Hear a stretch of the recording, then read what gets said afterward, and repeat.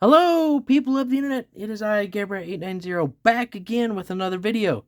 Alright, so I think it was just 2 videos ago that I had my big pickup from my brother selling his collection off, where I was able to buy the bulk of it.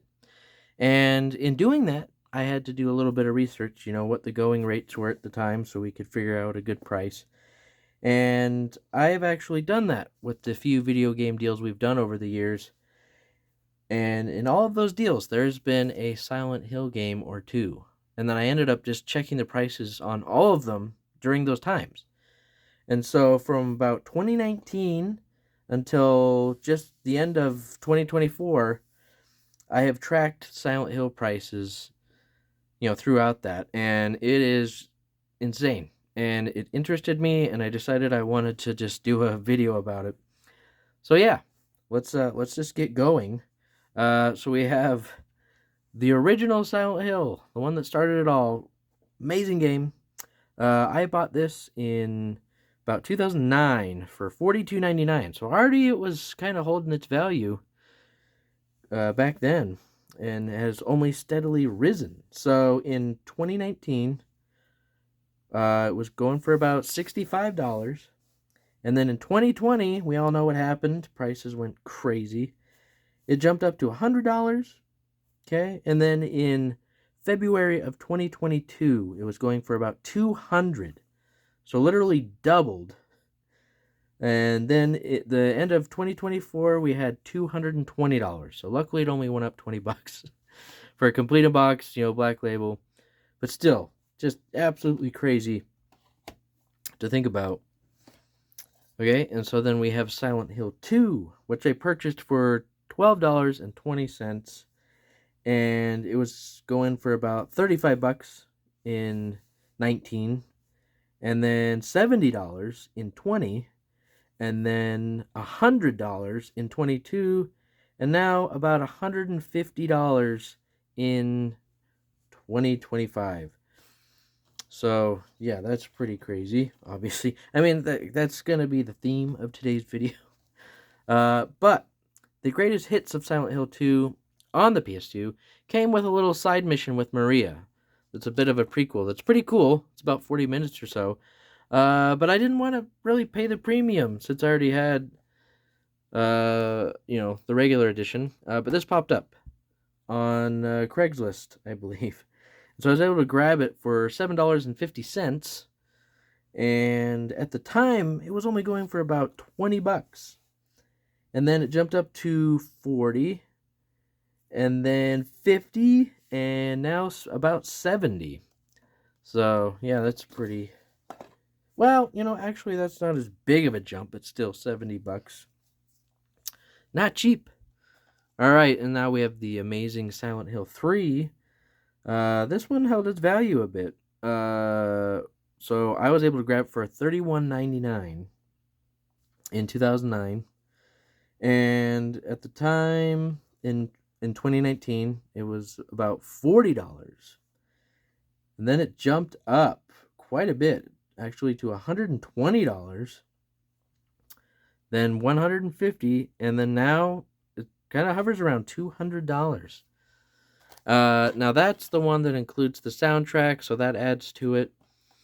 But yeah, and obviously I feel like the prices have just gone up ever so slightly because of the remake of 2 that did so well. Next up, though, we have number 4, which I found this in a pawn shop, and I remember I was super excited because they had it for $2.99, so I got it for $3.33 out the door. At the time, it was going for roughly about $38 in 2019, and then it was 90, and then 110, and then now roughly about $140. So that's another pretty steep increase. Okay, and then we got Silent Hill Origins. I rather enjoyed this one. This is one that actually won a disc-only auction, and then someone was selling just the case and manual for, I think, like $9. So in the end, I paid $7.50. So that was pretty crazy, and I was really excited about that. But in 2019, it was about $35. And then it was $50 in 2020. And then it jumped up to, let's see, 115. Holy cannoli. And then now it's roughly around $140. So that's pretty crazy. And that one's one of the bigger jumps, that's for sure. But none of them hold a candle to this next one. We got Silent Hill Shattered Memories on the PS2. So it originally launched on the Wii over here, which is the best way to play, I feel like, at least graphically. It has the highest resolution, which I was able to get this one from my brother for $15. And then I actually bought this for the PSP brand new for $21.50. And then before we forget Origins on the PSP, which is where they both, or Origins originally released, I was able to grab that for $15.95. Sealed. So those are both still sealed.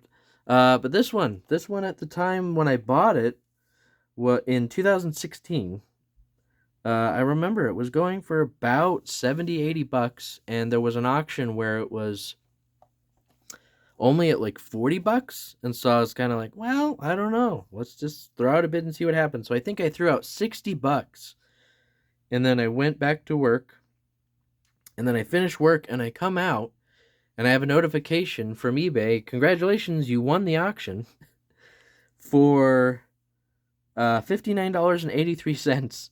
So somebody at the very end had like gone on a little bidding spree and then literally stopped like right at 50, like $6 or $7, something like that.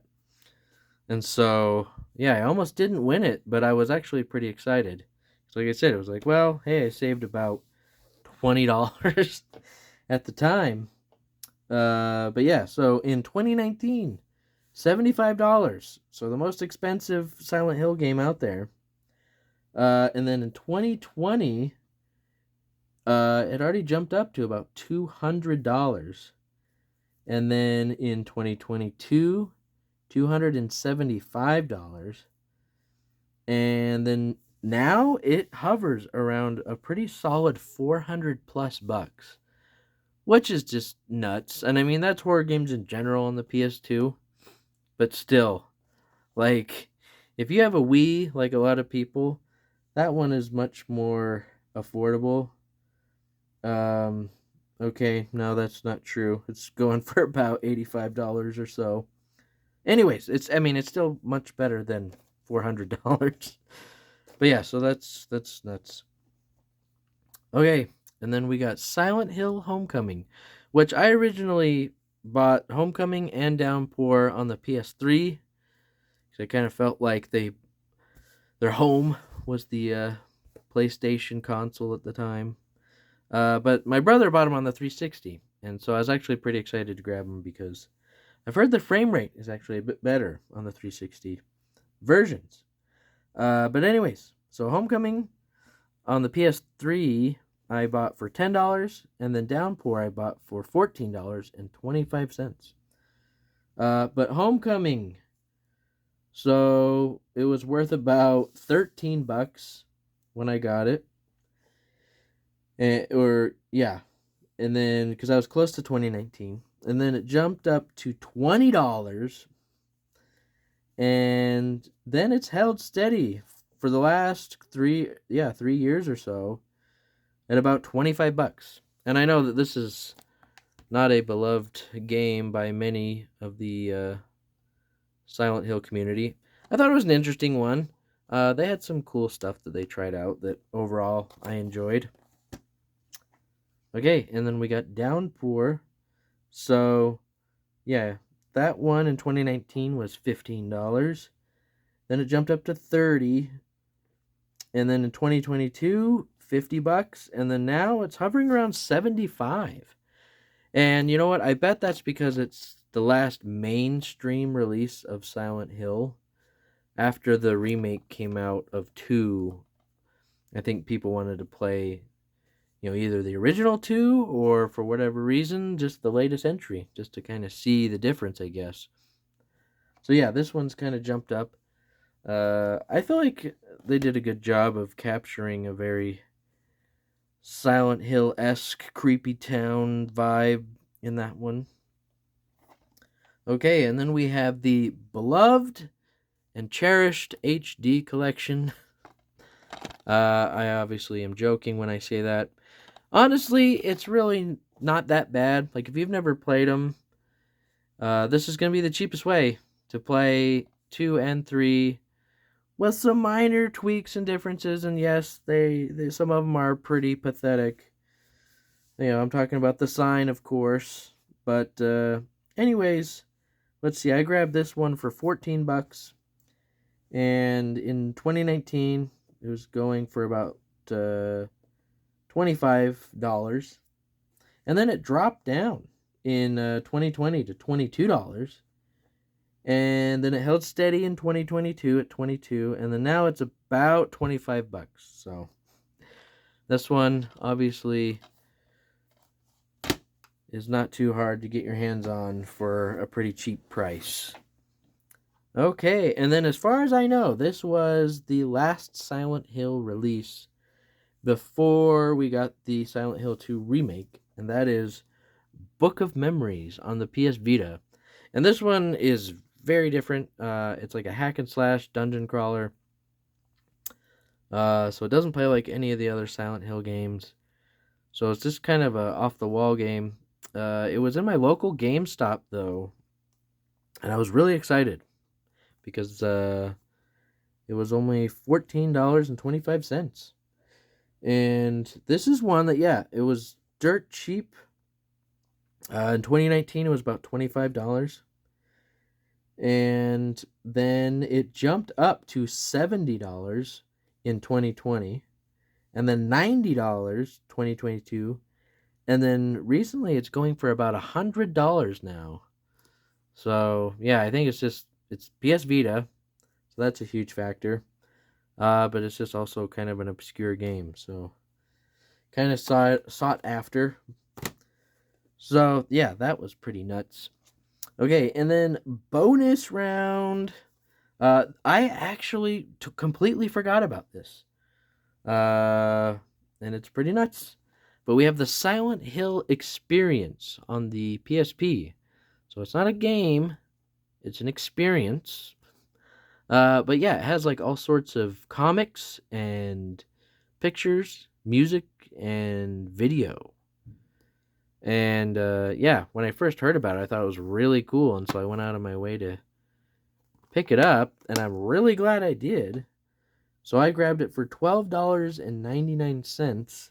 And that probably would have been in like 2016.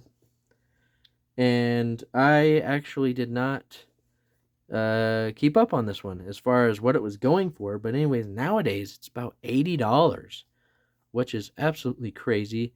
And so it's one of those things where it's like, I wonder if that was just a huge spike because of the remake, or if it's just gone up like most of the others throughout the years.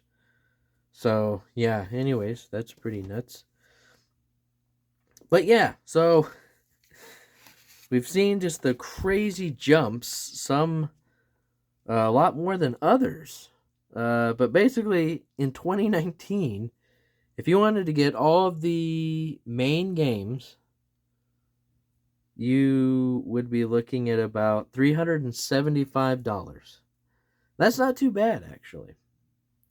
But then in 2020, the end of it, you're looking at $1,042. And then in 2022, you're looking at $1,462. And then at the end of 2024, we got $1,930. If you're wanting to get, basically, I would say, 1, 2, 3, 4 Origins, Shattered Memories, Homecoming, Downpour, the HD collection, like all on just like one system. You're looking at almost $2,000. So yeah, I don't know. It's an interesting thought for sure. It's one of those things that, like, overall it actually kind of makes me mad because You know, these are great games, and a lot of them are stuck on older consoles and are not the easiest for most people to access. And I'm all for, people being able to experience these great games. But that's just what happens with anything that becomes collectible, unfortunately. You have those that don't care about the hobby or, the actual item, whatever it is, and they're just looking to make a quick buck. So, yeah, it's a little sad, but, anyways, kind of crazy. Just a lot of Silent Hill, and I thought I would just share that update. But there's definitely quite a few of them that I'm glad that I grabbed them when I did. So what are some games that, you picked up back in the day and you hung on to and you are glad that you did that? But anyways, I just wanted to share this random research that I did. As always, thanks for watching and have a good one.